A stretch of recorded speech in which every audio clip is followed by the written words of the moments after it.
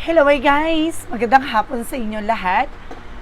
This is Rodriguez Marmesagri Channel, a faith healer o Zomatarder. So ngayong hapon na to, tignan natin sabihin sa iyo ng ating mga gabay. So this is a special gabay for the month of May 10 hanggang May 16 for the sign of Cancer. So Cancer, welcome to my channel. Ano kayang messages, advices, and spirit guides sa ating masasaga for today's video? Kanino kayang energy or kaganapan sa buhay ng mga Cancerian ng ating mga hagilap? So guys, this reading is a general reading lamang, hindi lahat makaka-resonate. Kunin lamang po makaka-relate sa inyo. And comment down below kung kaninong energy ang ating nasagot. And of course, don't forget to like and subscribe my channel and hit the notification bell for more videos update. Maraming salamat po sa mga walang sawang pagsuporta sa aking channel, lalong-lalo na ang hindi nag-skip ng ads na way pagpalaing kayo ng Diyos at may kapal, siksik-liglig nag-uumapaw na biyayang manumbalik sa inyo. So let's see guys, what is the messages, advice sa inyo ng ating angel spirit for the sign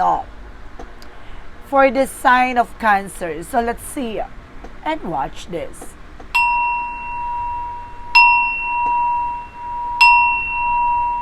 Ano kaya kaganapan sa buhay ng mga Cancerian ng ating mga hagilap? Tuklasin at bubulabugin natin. Angel Spirit, let's give information po.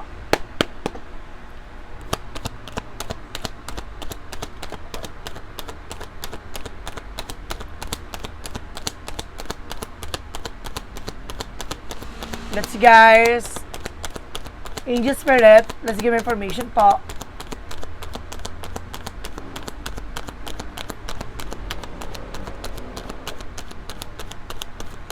Okay, there's a Knight of Wands. Now, there's something slowly but surely. Na ibig sabihin dito, kailangan maging mahinahon ka. Na huwag kang padalos-dalos sa mga decision or gagawin mo action. So, kailangan na kumalma ka lang muna for a meantime. No? And this is something, guys, with the Queen of Cups. Emotional healing. So, kailangan maging kalmado lang pakiramdam mo dito. No? Ano man yung mga bagay na tumatakbo sa isipan mo, kailangan ikalma mo yan. Maging balance ka. So, see, there's something balanced. Maging balance ka physical, mental, and emotional. Let's see guys. And this is something, the Seven of Swords. Now there's a sneakiness. Now there's a cheating lying on you. Now meron ditong sinungaling na maaaring or either nagsisinungaling sa'yo, may kumukuha na information sa'yo at the same time. Now there's a spy looking, watching at you. Now maraming sumusubaybay sa'yo. And there's a judgment for a wake-up call. Now parang ginikisik ka sa katotohanan na you need to pay attention. Now may babala at paalala sa'yo ng ating gabay na kailangan mo makinig, pagmasdan ng mga mensahe, no? Kung hindi ka nakakakita ng mga angel's number, baka there's an angel synchronicities, angel signs. And this, there is something, the devil card, no? And there is something, guys, with a black magic and there is something that toxicities, no? Let's see what is the initial messages. Ika-clarify natin yan later. What is the Knight of Wands? So represent by the Six of Cups. There's something, guys, with a past person, no? Unti-unting may taong babalik na unti-unti siyang parang magpaparamdam na mag-ingat ka, na maging mahinahon ka at the same time. Now, and of course, there's something, memories or something remnants. May mga bagay na parang unti-unti bumabalik or nanunumbalik. There's a Queen of Cups. There's an Ace of Pentacles. So there's something, a big shot and big money coming in for you. May malaking offer na darating na magdadala sa ito ng kalmadong emosyon. What is the Two of Pentacles? Represent with the Nine of Cups, a wish fulfillment. So may mga bagay na matutupad na dito. May mga bagay na may sasakatuparan mo na dito.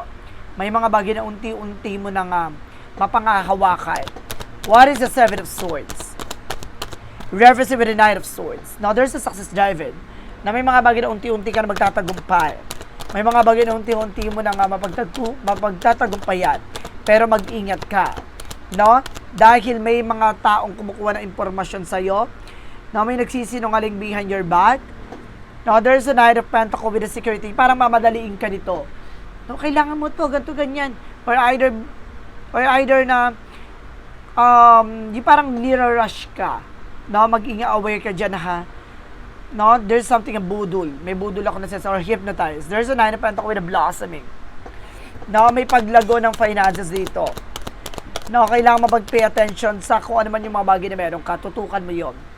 And this is something that is observed in the breakthrough. May tagumpay talaga dito. Maliliwanagan ka na kung bakit, ano nangyari, bakit puno na negatibo yung mga bagay na nangyayari sa ngayon. No, anong puro negative, puro kamalasan, or maaaring bumabagal yung pasok ng eksena. No, malalaman mo yan. What is additional messages with the Knight of Wands or the Six of Cups? Represent guys with the Four of Wands, something celebration. Unti-unti ka na rin daw makakaranas sa mga celebration. No? Some of you guys know there's something a past person na maaaring bumalik. It's either your husband or wife, or either your past relationship, or either, kumbaga, maaaring ikakasal ka na this time. Kumbaga, maybe this time. Okay? What is the Queen of Cups? Because the Ace of Pentacles. So there's a Page of Sword, no? Being curiosity. No, there's something, get more information. Marami ka bang bagay na makukuha ng impormasyon dito. No, na magdadala sa'yo ng big opportunities. What is the Two of Pentacles? Because the Nine of Cups. Reversing with the Ten of Cups. Now, happiness. So, magiging masaya at magiging maligaya ka na this time. 9 and 10. So, ibig sabihin dito, level up, no? Kumbaga, there's something, moving for right directions. Na magiging balance ka na this time. What is additional messages with the Seven of Swords and of course the Knight of Swords? Represent with the Five of Wands. Sabi ko na nga ba no? Minamadali ka nito, then of course parang bubudulin ka. No? I-hypnotize ka dito. No? There's something complication. Dala nito ay komplikasyon. Dala niya na ay problema. And there's something the Judgment across the Nine of Pentacles, represent with the High Fishes. There's something hidden agenda or hidden enemies. Na mag-iingat ka dito, merong mga bagay o babala dito na pinapakita na mag-iingat ka pagdating sa pagkakaperahan mo. No, there's a Three of Swords. No, there's something in pain. No, may mga naiinggit behind your back. O mayroong mga bagay dito na maaaring liliwanagin, papakita na sa'yo kagad yung magiging resulta. No, bago pa mangyari or yung possibilities. No, bago ka makaramdam dito na parang you feeling betrayed. No, parang feeling mo lulukoy ka, niloko ka, gano'n. Mararamdaman mo at mararanasan mo to, kaya kailangan maging aware ka na dito, kaya may paalala eh. What is additional messages for the outcome? For the outcome is the Two of Swords. No, kailangan mo magdesisyon dito. There's just something, a final decision. And this is something, the Chariot card. You need to take an action from this. No, there's a two joining forces, maaaring tutulungan ka ng ating gabay na malaman mo na kagad bago pa mangyari at maganap. And there's the King of Swords, stop the pattern. Mapuputol mo na kagad yung mga bagay na walang kaugnayan sa'yo. Yung mga bagay na makakasira at yung mga bagay na hindi nagsiserve sa'yo. And there's a Four of Pentacles, for saving money, protection at pangalaga mo yung resource of income mo, even your finances. Now, there's a Star card, recovery and hope, no? Magkakaroon ka dito ng pag-asa at kagalingan sa lahat ng aspeto. And there's a wish coming true at matutupad yung mga pangarap mo. Na maliliwanagan ka na dito agad na malalaman mo na etong tao na to dinidistract ka para mawala ka sa concentration or either guguluhin niya yung buhay mo. Na mag-iingat kayo guys, no? Pagdating sa love life, kung may babalik, kailangan liwanagin mo ano ba talaga yung purpose niya, bakit siya babalik. No? Mamaya, kaya siya babalik dahil kumaga may intention siya sa'yo or meron siyang gusto mangyari. No? Kaya kailangan maging aware. So, let's see what is additional messages tayo pagdating sa finances and career, pagdating sa love life, at kalusugan mo. Alamin na natin yan, guys. So, let's watch this. Okay, let's see. What is additional messages for finances and career? And there's a Ten of Pentacles na magkakaroon ka ng long-term success and long-term investment. Na magkakaroon ka ng financial security. Magkakaroon ka na pang matagalan dito at magtutuloy-tuloy talaga about sa finances mo. No, there's a Six of Pentacles with a give and receiving something by the universe. No, ibibigay at ipagkakalob na sa ito ng langit. At nag-uumapaw na love offer. There's a new love, ha? Ibig sabihin dito may bagong pag-ibig na darating. If you are being single. No, kung may, if you are being taken, maaaring ibabalik yung kilig yung dalawa na person mo, even in intimacy. And this is something, the Queen of Swords. No, clear the boundaries. Linisin mo yung mga bagay na makakasira ng plano mo, ng mga pangarap mo. No? And there's a Queen of Pentacles. Maging practical, maging mature ka how to manage your money, even your resource of income. No? Kailangan pangalagaan at protection mo yung mga pinaghirapan mo No, yung mga bagay na meron ka, there's an everything is fine. No, talagang lumalaban ka kahit parang feeling mo, kumbaga, nahihirapan ka na talagang nilalaban mo. Additional messages about tayo sa love life. And there's a hyphen for lesson learned. Natuto ka na. No? Kumbaga, naliwanagan ka na sa lahat na nangyayari. Na pagdating sa love life, there's something separations. No? There's a legal matter. And this is something the sun card. No? There's a pure positive outcome. No? May mga bagay na matatauhan ka na this time. No? There's a three of pentacles. No? Kailangan mong heart-to-heart conversation. No? Kailangan nyo ng collaboration ng person mo. No? And this is something the Ace of Wands. Magkakaroon ka ng bagong proyekto, plano, idea, pagdating sa relationship. And there's the King of Cups. No? Meron ditong devoted supportive person na maaaring makasama mo for long term, for good. What is additional messages? Represent guys with a Four of Swords. Now listen to your intuition and listen to your gut feeling. Now there is something vibrations. Na some of you nananaginip ka, nagkakaroon ka ng sleepless nights. No? Some of you guys, no, ano gusto ko malaman what is the Four of Swords is all about. Okay, there's something to page upon. May magandang balita dito. No? There's an information. Ibig sabihin kaya ka nananaginip dahil may impormasyon na binibigay sa'yo. No? Yung, kumbaga, tumataas yung higher self or something, spiritual activation, or nagkakaroon ka ng spiritual activation. Na parang, lumiliwanag about sa spirituality mo. Na may mensahe sa yung gabay. No? Meron ka mga panaginip na may mensahe about sa pag-ibig at sa love life. About sa relasyon, kung niloloko ka, nagkakaroon ka ng sense, no? Nararamdaman mo. What is additional messages tayo pagdating sa kalusugan? And there's the full card, leap of faith. No? Magtiwala at maniwala ka sa ating pong may kapal, sa iyong mga gabay. And this is something the Eight of Swords, no? Napapalibukan ng toxic and negativities. No? Nai-stress ka dahil din sa paligid mo.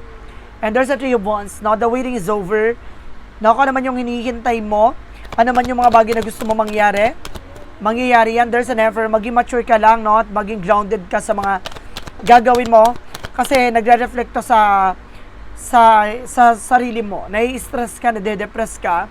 At the same time, guys, no, maging balance ka sa kung ano iniisip mo. Hintayin mo mangyari. No? Kung ano man yung kung may hinihintay ka, kumbaga mangyayari na siya. No? Kailangan mo lang alisin yung mga negative thoughts mo dito. Nag-overthink ka paranoid ka na And there's a justice card. Justicia, there's a balance. Maging balance ka dito, no? Magiging maganda to. There's a good karma coming in for you. There's an Eight of Wands. No, makakatanggap ka ng messages and phone calls, mawawala. Doon mawawala at gagaang yung kalooban mo na parang mawawala gaano yung stress at iniisip mo dito. So let's see what is additional messages tayo with the magical fairy messages, advices, and of course, a pick a card yes or no. Now dito natin makikita ko anong mensahe sa'yo ng ating gabay with a pick a card yes or no. No? Mag-isip ka na ng questions ngayon pa lang. Mag-isip ka na ng questions and of course, isa lang ang magiging sagot dyan, no? Pipili ka lang 1, 2, or 3. No? Comment down below kung ano yung number yung napili mo na gusto mo maging sagot sa tanong mo. No? Para malaman ko kung umabot ka ba sa reading na ito. So let's see guys, nawalan tayo paligoy-ligoy pa, so let's watch this. Okay, with the magical fairy messages to represent what? With the magical fairy messages. And this is something guys with an admit your true feelings to yourself. Na kailangan tanggapin mo sa sarili mo lahat ng katotohanan. No? Yung pagiging ikaw. No? Wag kang mag-pretend. No? And this is something your wish is granted. Ano man yung mga pangarap mo, kahilingan mo, matutupad mo yan. Na may sa katuparan mo yan. And this is something guys with a winter. Ngayong winter season guys, no? Maaaring lahat ng mga pinagdasal mo masagot na. No? Magiging positibo ang kalalabasan nito. What is additional messages with a yin and yang oracle card? With a yin and yang oracle card represent what? Receive. Na unti-unti mo na matatanggap lahat ng gusto mong makuha at matanggap. No? There's something guys with a limitation fear. No? Alisin mo yun at of course bigyan mo ng limitasyon ng takot at pangamba mo. No? Isa to sa nagiging bagahe to sa buhay mo. Kaya may mga bagay na kumaga hindi mo nagagawa. No, kaya kailangan i-boost mo yung confidence mo. No, even your self-esteem. There's something a chemistry. Some of you may chemistry naman kayo na person mo. Now, there's something a passion. What is the synchronicities? Represent what? And speed. No? Bibilis na at bibilis ang takbo at proseso ng hinihintay mo. No? Kung may hinihintay ka, document papers, darating na siya, and there's an imagination. No? Kailangan lahat ng tatakbo sa isip mo ay positibo para ma-attract mo yung positivity. And this is something anigo, messages. Talagang may message siya ng ating gabay, no? Talagang sa panaginip niya talaga dinadaan. No? Talagang may mensahe sa ang ating gabay, maaari sa panaginip or sa angels messages. Angels number, angels signs. What is additional messages for your synchronicities? And there's a grass greener. No? Some of you guys na nakakakita ka ng bagay na magiging posibilidad. No? And of course guys, parang may nakita ko dito guys na may nakita kang rainbow or butterfly na nagre-represent with the changes and of course a transformation of you. No? And there's a text message na meron dito nagbe-message, then of course buburak yan, parang natatakot. No? Nangangamba siya, kumbaga nagba-back and forth pa. And this is something I love. Strong affection. Talagang may chemistry kayo sa isa't isa, mahal nyo ang isa't isa. No? May mga bagay lang talaga na nagbigay sa inyo ng blockages, no? Or something na parang talagang humantong sa paghihiwalay, no? What is an angel's number? There's an 888 with a karma. Oh my God! A lot of money is coming your way. Fortune refers to more than just monetary and material success. If you don't appreciate the people in your life now, you won't have them tomorrow. This message encourages you to take personal responsibility and use it to realize your greatest potential. Diba?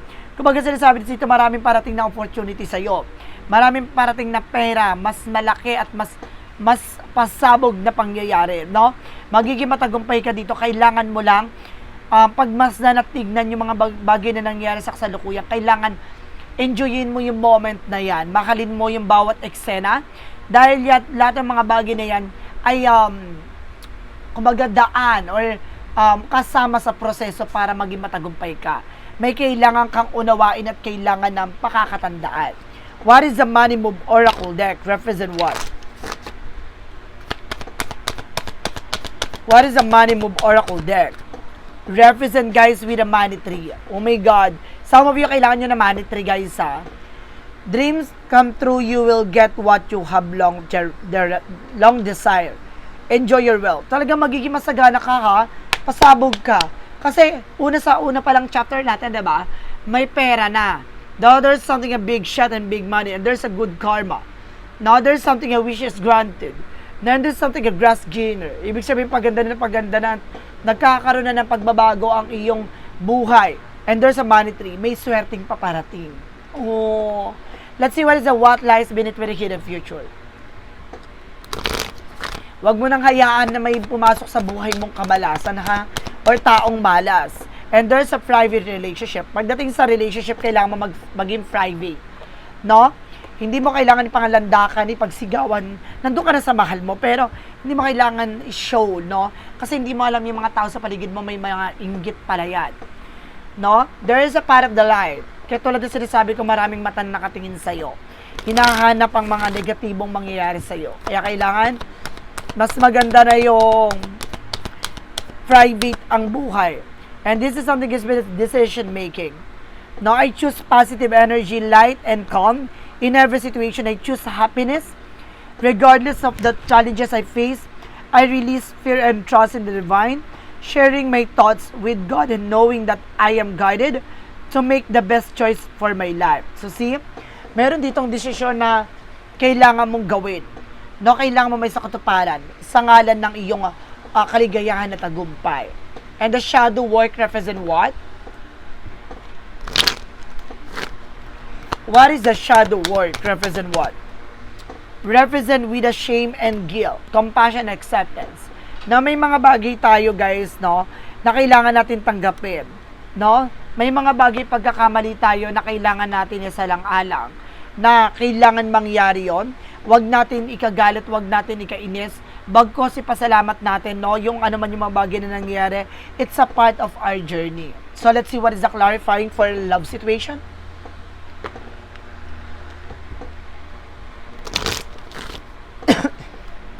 Excuse me. And this is something, guys, with a solo refuge.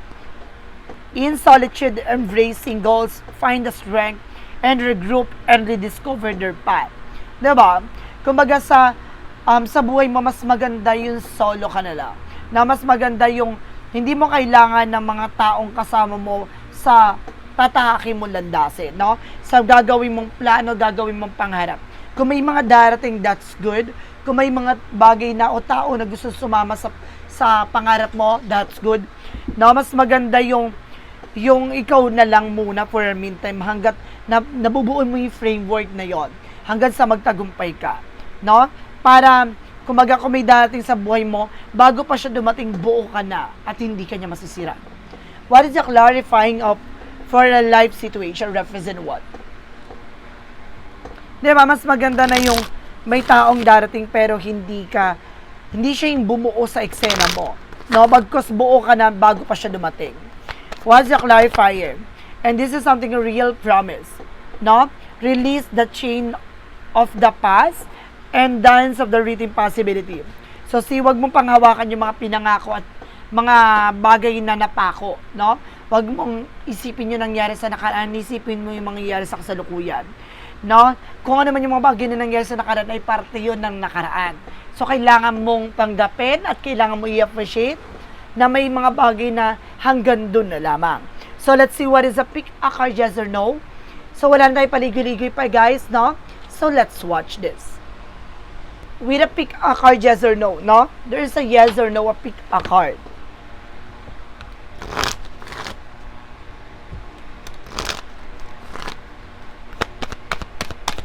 There is something a yes, guys. Finding fertile ground, steady growth, fruitful. No? Hanapin mo yung mga bagay kung saan ka yayabong, saan ka lalago at lalakas. No? Ibig sabihin dito, there's a yes. Kung may tanong ka, no, ay oo ang sagot. But there's something additional information. No, na sinasabing hanapin mo yung sarili mo, hanapin mo kung saan ka lalago, hanapin mo yung mga bagay na alam mo, yun yung bagay na or lugar na magpapalago at magpapalakas sa sarili mo. What is additional messages? And this is something a yes. No? Ang sagot sa tanong mo ay yes. Your eyes are fully open seeing what possible. Nabuksan mo ang mata mo or kailangan buksan ang mata mo para makita mo ang posibilidad na magaganap sa buhay mo. Tanggapin at mahalin ang posibilidad na mangyayari. What is the number 3? Represent what? There's a yes again. Reap the rewards upon the flow. See? Aani ka na. No? Aani ka na at pipitas ka na ng mga pinaghirapan mo at lahat ng mga matatamis na bunga ng pinaghirapan mo. No? Ito, nadadaloy na siya at maganda at mas masarap pa dahil hinug na siya nung kukunin mo at makukuha mo. No? At malalasap mo ang tunay na sarap dito at tunay na saya dahil naghintay ka ng panahon at pagkakataon para makamit to. So guys, this is a special gabay for the month of May 10 hanggang May 16 for the sign of Cancer. So Cancer, maraming salamat po for this wonderful reading. So once again, this reading is a general reading lamang. Hindi lahat makaka-resonate. Kunin lamang po makaka-relate sa inyo. And comment down below kung kaninong energy ang ating nasagap. And of course, don't forget to like and subscribe my channel. And hit the bell for more videos update. Kasi maraming salamat po sa mga walang sawang pagsuporta sa aking channel. Lalong-lalo na ang hindi nag-skip ng ads away, pagpalain kayo ng Diyos at may kapalisiksik liglig na gumapaw na biyayang manumbalik sa inyo. Maraming salamat guys and see the next video. Bye-bye and babush.